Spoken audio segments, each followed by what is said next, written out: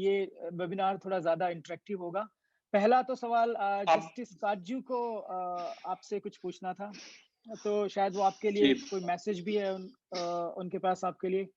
तो जस्टिस काजू, can you hear me?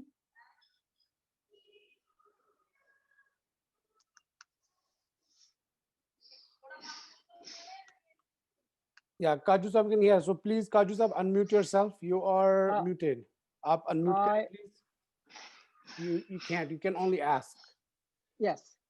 काजू साहब आपने आपको Ah, अनम्यूट now he's करें। unmuted. You are okay? No, you are not.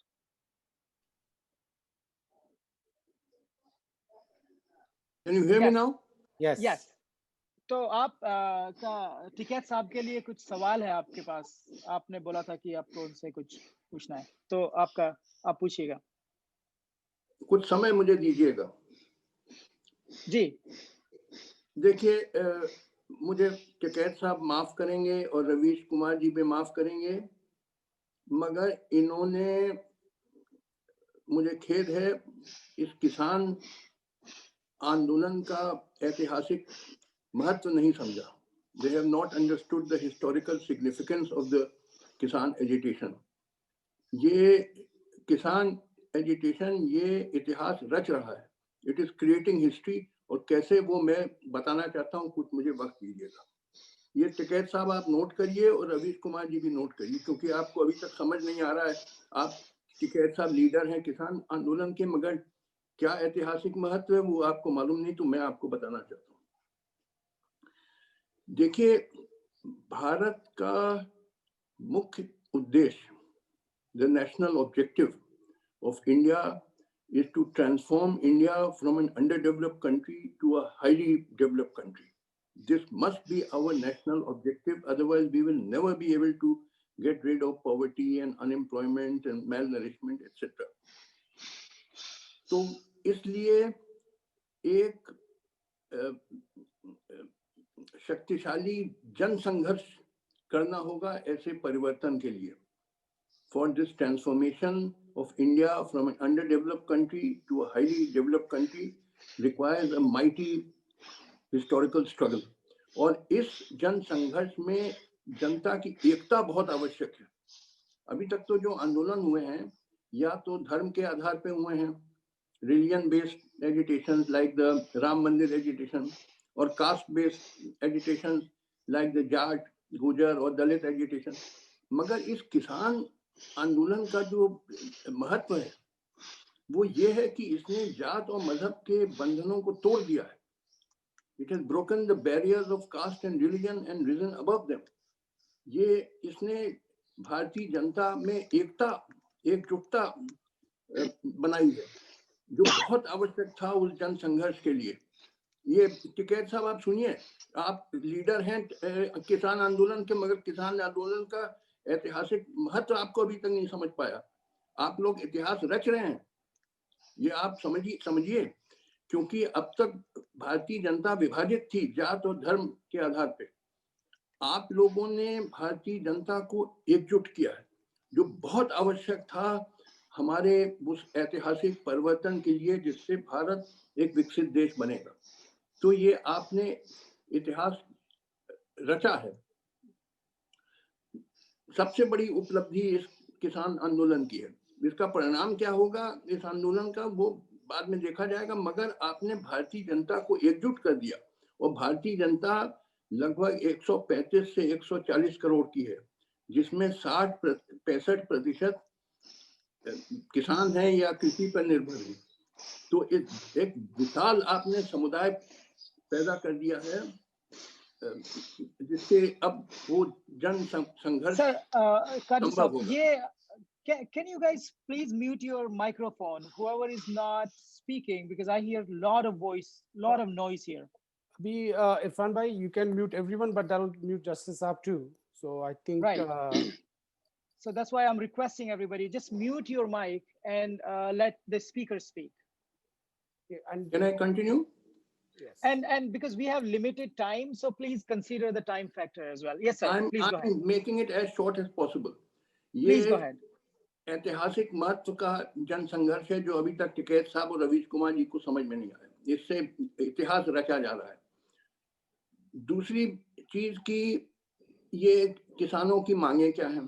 कई लोग कहते हैं कि ये 3 जो फार्मर्स लॉज हैं ये तो अच्छे हैं, इससे आज़ादी हो जाएगी किसानों को, जहाँ बेचें और ये वो। ये लोग नहीं समझते हैं कि पहले इनको समझना चाहिए। देखिए दुनिया में हर देश में farming is subsidised, in every country farming is subsidised, और सब्सिडी के बगैर फार्मिंग हो नहीं सकती। क्योंकि देखिए आज का जो भारत का गांव है वो 75 साल पहले जो गांव था, जो मुंशी प्रेमचंद की कहानियों में आपने पढ़ा होगा कि खेती होती थी बाई प्रिमिटिव मेथड, हल से खेती होती, वो सब बदल गया है। अब ट्रैक्टर से खेती होती है और बहुत लागत लगानी पड़ती है, खाद की, पेस्टिसाइड और बीज और ये बिजली के खर्चे जो सिंचाई के लिए जरूरी है। तो you have to invest a lot of money to get 8 lakh rupees, you have to invest 2 lakh rupees. तो ये किसान को फिर इसके लिए कर्जा लेना पड़ता है। और अक्सर क्या होता है, क्योंकि किसान को जो उपयुक्त दाम नहीं मिलता है अपने पैदावार का, he does not get remunerative price for his produce, तो वो कर्ज में चला जाता है और अक्सर उसकी जमीन तक बिक जाती है। यानी 3.5-4 लाख किसानों ने आत्महत्या कर ली है। 350,000 to 400,000 Indian farmers have committed suicide. मैं करीब 2 साल पहले पंजाब गया था, जो कि पंजाब खेती में सबसे आगे है भारत में। वहां मैं गांव गया पंजाब के, वहां पे कई विधवाओं से मिला जिनके पतियों ने आत्महत्या कर ली थी। ये हाल है, इवन पंजाब में भी ये हाल है। तो देखिए किसान चाहते हैं कि स्टैट्यूटरी मिनिमम सपोर्ट प्राइस होना चाहिए, ये कानून से एमएसपी होना चाहिए, सिर्फ एक जबानी आश्वासन से नहीं, लिखित आश्वासन से नहीं, ये कानून होना चाहिए। There must be a minimum support price fixed by statute। ये सबसे जरूरी चीज है, क्योंकि जैसे मैंने कहा कि सब जगह फार्मिंग इज सब्सिडाइज, और ये नहीं रखा जानबूझ के गवर्नमेंट ने, वो स्टैट्यूट में नहीं रखा, बस वो जबानी या लिखित आश्वासन देते रहे, मगर उस आश्वासन का तो कोई मतलब होता नहीं है जब तक कानून का हिस्सा ना हो। और कानून में हो कि जो ये इससे कम दाम पे खरीदता है तो सख्त सजा होगी उसको। तो ये मुख्य जो मुझे समझ में आया है, जो किसानों की मांग है। और स्वामीनाथन कमीशन रिपोर्ट ने कहा है कि जो कॉस्ट ऑफ प्रोडक्शन है उसका अब 50% above that should be given to the farmers, वो नहीं इम्प्लीमेंट किया गया। तो ये यही मुझे जो मेरी समझ में मुख्य मांग है किसानों की, कि उनको उचित दाम मिले उनके पैदावार का। They should get remunerative prices for their produce which they are not getting. फिर सवाल अब ये उठता है कि जो अभी जो गतिरोध है, द डेडलॉक, वो कैसे टूटे। क्योंकि किसान कह रहे हैं कि वो तीनों कानून वापस ले, सरकार कह रही है कि हम वापस नहीं लेंगे।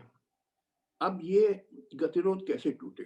तो देखिए इसके बारे में सुप्रीम कोर्ट ने अभी अपनी सुनवाई की थी, बड़ा अच्छा सुझाव दिया था, बड़ा सुंदर सुझाव। और मैं इसके बारे में टिकैत जी से बात करना चाहता हूँ कि देखिए सुप्रीम कोर्ट ने कहा कि सरकार उन 3 कानूनों के क्रियान्वयन पर रोक लगा दे। The government should withhold implementation of the 3 laws। और उसके बाद एक किसान कमीशन बने जिसमें किसान संगठनों के प्रतिनिधि हों और सरकार के प्रतिनिधि हों, एग्रीकल्चरल एक्सपर्ट्स हों, ये सब बैठकें करें, कई मीटिंग्स करें जो महीनों तक चल सकती हैं।